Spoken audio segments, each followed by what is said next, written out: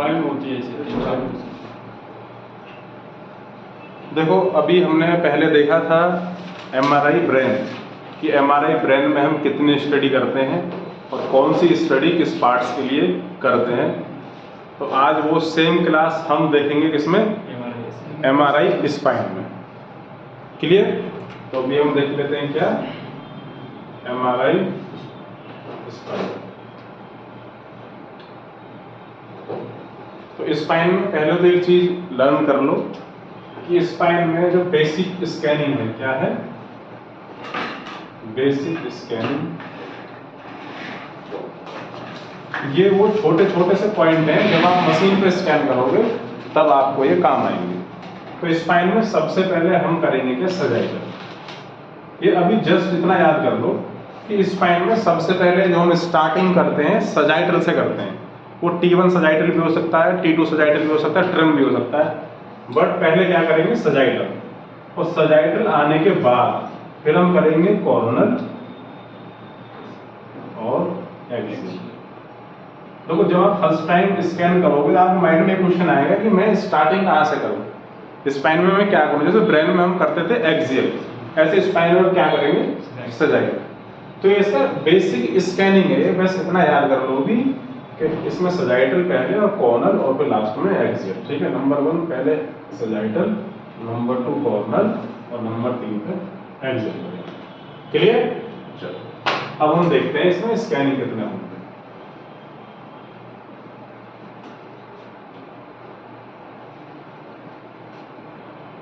सबसे पहले इसमें एमआरआई सीवी जंक्शन, पहला एमआरआई सीवी जंक्शन। ठीक है, number 2 MRI cervical spine. Clear? Number 3 MRI CD spine यानी cervico dorsal. Number 4 MRI dorsal spine, dorsal spine. Number 5 MRI DL spine, DL spine dorso lumbar. Number 6 MRI LS spine. Clear? एक आ जाएगा MRI sacrum and coccyx. Clear? अब देखो एक MRI SI joint भी इसी में कर देते हैं। ठीक है, और लास्ट में एक आ गया एमआरआई और स्पाइन। ठीक है, और लास्ट में एक MRI contrast spine, MRI contrast spine. ये इतने स्टडी होंगे। और एक लिख लो वैसे तो इसमें आया है वो एमआरआई स्पाइन माइलोग्राफी, माइलोग्राफी।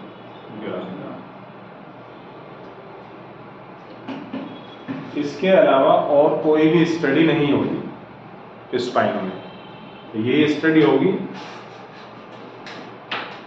एक चीज और मिस कर रहे हैं, मैं और बता देता हूँ, ये तो लिख लो। ठीक है, चलो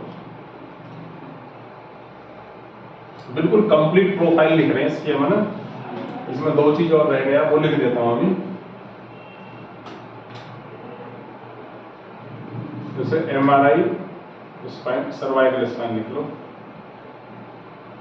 सी स्पाइन। ये एक्सटेंशन फ्लेक्शन में भी होती है एमआर के अंदर भी। ठीक है, एमआर में क्या हो जाएगा एक्सटेंशन और flexion. Cervical spine extension and flexion, इसको डायनेमिक सर्वाइकल स्पाइन में बोलते हैं। क्या? Dynamic, dynamic cervical spine.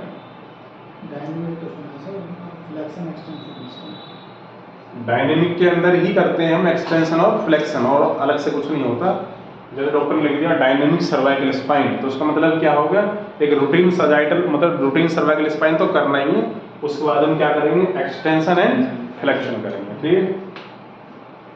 उसके बाद फिर एमआरआई लंबर स्पाइन में भी क्या आ जाएगा, एक्सटेंशन और फ्लेक्शन, डायनेमिक। अब आपको इतना कॉन्फिडेंस आ जाना चाहिए कि भाई स्पाइन के अंदर इतने ही एमआरआई होते हैं, इससे ज्यादा एमआरआई नहीं होते। तो समझ में आया अभी तक? तो अब आपको इतना कॉन्फिडेंस हो जाना चाहिए कि भी स्पाइन के अंदर हमें इतने ही एमआरआई करने हैं। क्लियर? अब इसके लिख लेते हैं सीक्वेंसेस।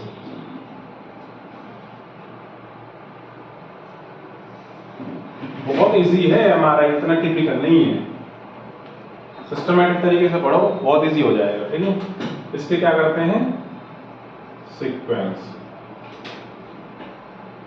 सीक्वेंस, ठीक है। तो सीक्वेंस लिख लेते हैं T2 TSC sagittal,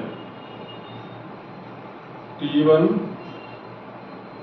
TSC sagittal, clear. Drum sagittal, clear. Drum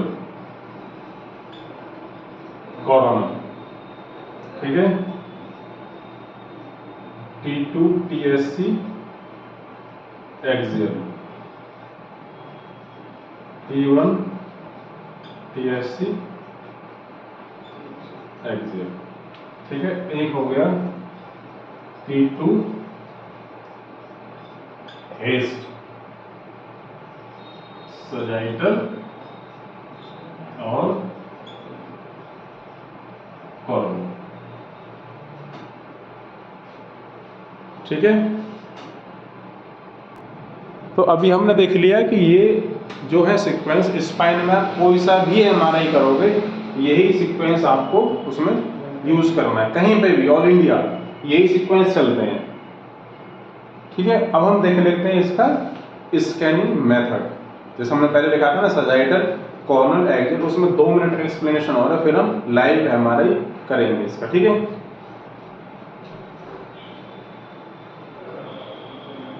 इसकी प्लानिंग समझा देता हूँ मैं, एक बार एक्सप्लेनेशन देता हूँ, फिर मशीन पर हम करेंगे इसको, ठीक है।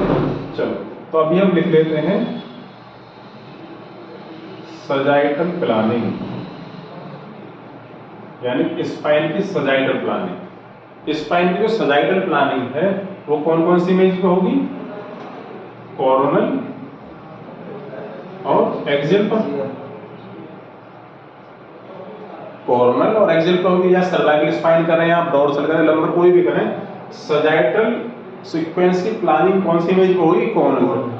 फर्स्ट तो कोरोनल पे ही होगी, 90% तो कोरोनल पे होगी और 10% हम एक्सियल पर भी चेक कर सकते हैं, ठीक है। तो होगी कैसे, देखो सजाइटल का मतलब क्या होता है, राइट टू लेफ्ट। तो ये मैं कोरोनल स्पाइन बना लेता हूँ, ये ध्यान से देख लेना भाई, ठीक है। बाद में मशीन का प्रॉब्लम होना नहीं चाहिए मुझे, ठीक है। जैसे कोरोनल स्पाइन है, इस पे मुझे सजाइटल का प्लान करना है, तो सजाइटल का मतलब क्या है, राइट टू लेफ्ट। तो प्लानिंग जो स्कैन डायरेक्शन होगी राइट और लेफ्ट। जैसे हम सीटी स्कैन में सबसे पहले क्या लगाते हैं, स्टार्ट और एंड लोकेशन, तो स्पाइन में क्या लगाएंगे, स्टार्ट और एंड लोकेशन। तो स्टार्ट लोकेशन ऐसी हो गया, आई ये होगी इसकी, राइट टू लेफ्ट। और अब इसमें एक चीज और क्या आएगी, एंगुलेशन, ठीक है। अब एंगुलेशन सिखा रहा हूँ, बहुत लोगों को प्रॉब्लम होती है कि सर हमें एंगुलेशन करना नहीं आता, एंगुलेशन हमें समझ में नहीं आता। अब एक चीज मैं दिखाता हूँ,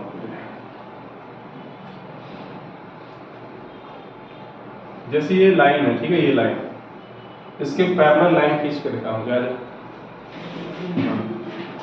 इस लाइन के पैरेलल लाइन कैसे होगी, तभी तो एमआरआई कर पाएगा ना। ये स्पाइन है, इसके पैरेलल प्लानिंग करना है मुझे, कर सीधी होगी इसकी।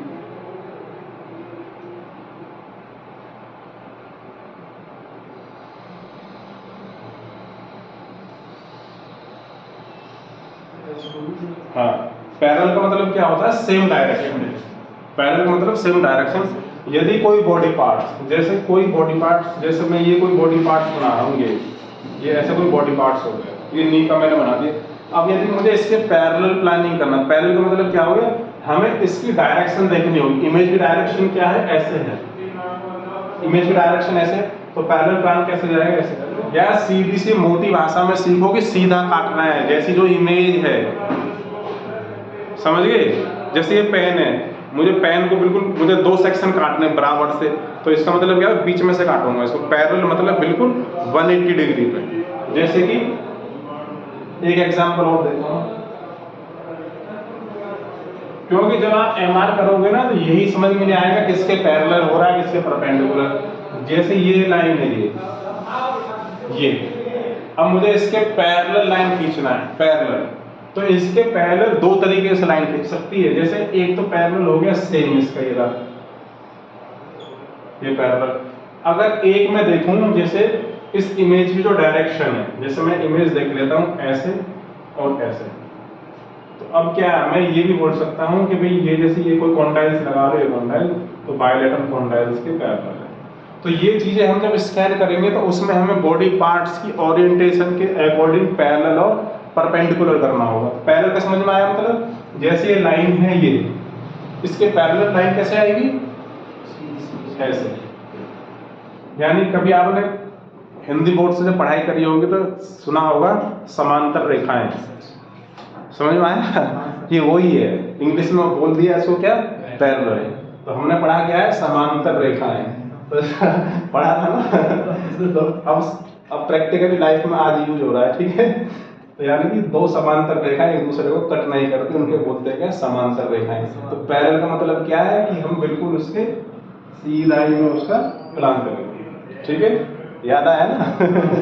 समांतर रेखाएं वही है,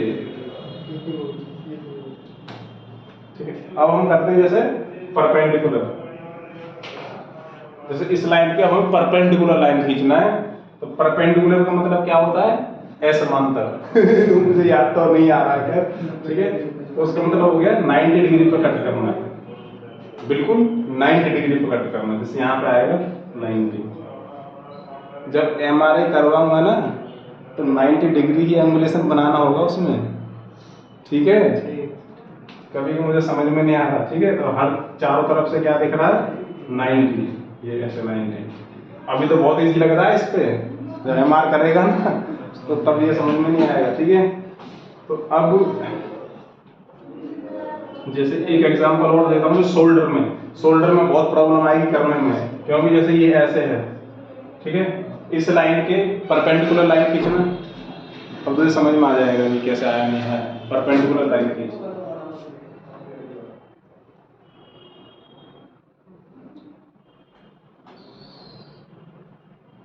खींचना जल्दी।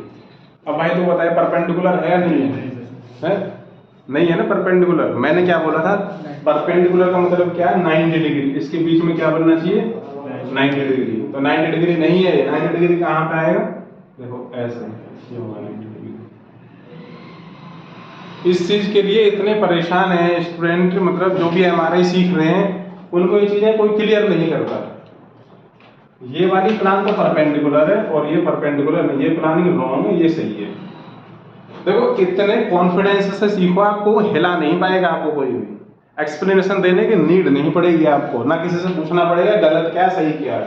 भाई ये लाइन है, ऐसे बॉडी पार्ट्स ऐसे आ रहा है, किसी बॉडी पार्ट्स का आप एमआरआई कर रहे हो और उसकी ओरिएंटेशन ऐसे है, इस पे आपको 90 डिग्री प्लान करना है, तो ऐसे जाएगा, ऐसे नहीं जाएगा। परपेंडिकुलर का मतलब कट करना ही नहीं होता। बहुत से लोग जानते हैं बस कट कर रहा है, कट से मतलब नहीं, 90 डिग्री पर कट करना चाहिए, वो होता है परपेंडिकुलर। तो एमआर में 2 ही प्लानिंग होती है, पैरेलल और परपेंडिकुलर। ये इतना इजी है एमआरआई। देखो इसमें ना तो कॉन्ट्रास्ट का कोई वो है डर, कॉन्ट्रास्ट जैसे आप सीटी एंजियो कर रहे हो तो बड़ी टेंशन होती है, कॉन्ट्रास्ट निकल जाएगा, खराब हो जाए। एमआर में कुछ भी नहीं है, एमआर में कोई प्रॉब्लम ही नहीं है, कुछ भी ना, कोई कॉन्ट्रास्ट निकल के कहीं जा रहा है, नहीं कोई पेशेंट को रेडिएशन लग रहा है। जैसे ही सपोज करो आप सीख रहे हो, आपसे एक कोई सीक्वेंस गलत होगी तो आप रिपीट भी कर सकते हो, कोई इसमें रेडिएशन की कोई प्रॉब्लम नहीं है। तो सबसे इजी है हमारे फील्ड में एमआरआई, सबसे इजी है। जैसे एक्सरे देखो, एक्सरे आप एक बार में करना है, आपको गलत नहीं कर सकते, रेडिएशन देना होगा आपको, रेडिएशन भी लगता है उसमें। एमआर में कुछ नहीं करना है, कुछ, ठीक है। बस एमआर में आपको क्या करना पड़ेगा, एक काम बहुत जरूरी है इसमें, क्या जरूरी है, इसमें पढ़ना पड़ता है। सीटी स्कैन में क्या होता है, आपने स्टार्ट एंड लोकेशन देख लिया, काम चल गया, फिल्मिंग बना दी, एक्सरे में पोजीशन बना दी, हो गया। एमआर है तो इजी, लेकिन इसमें एक बाइंडेशन है, आपको पढ़ना पड़ेगा इसमें, समझ रहे हो, बिना पढ़े नहीं होगा ये इसमें प्रॉब्लम है। इसमें अनाटमी चाहिए आपको, कॉन्फिडेंस चाहिए आपको, बोलने का तरीका, सब चीज चाहिए इसमें, ठीक है। तो ये हो गया पैरेलल एंड परपेंडिकुलर। तो सजाइटल की प्लानिंग किस पे होगी, कॉर्नल पर। अब सेकंड प्लानिंग क्या होगी, कॉर्नल की। कॉर्नल प्लानिंग कौन सी इमेज में होगी, सजाइटल पर।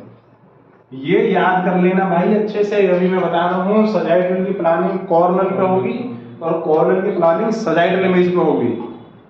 तो कॉर्नल का मतलब क्या था, एंटीरियर टू पोस्टीरियर, ठीक है।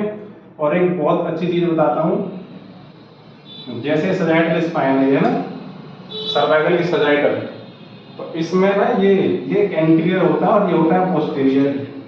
और 99% लोग इसको क्या बोलते हैं, राइट टू लेफ्ट, जो कि वो गलत है। ये होता है एंटीरियर टू पोस्टीरियर।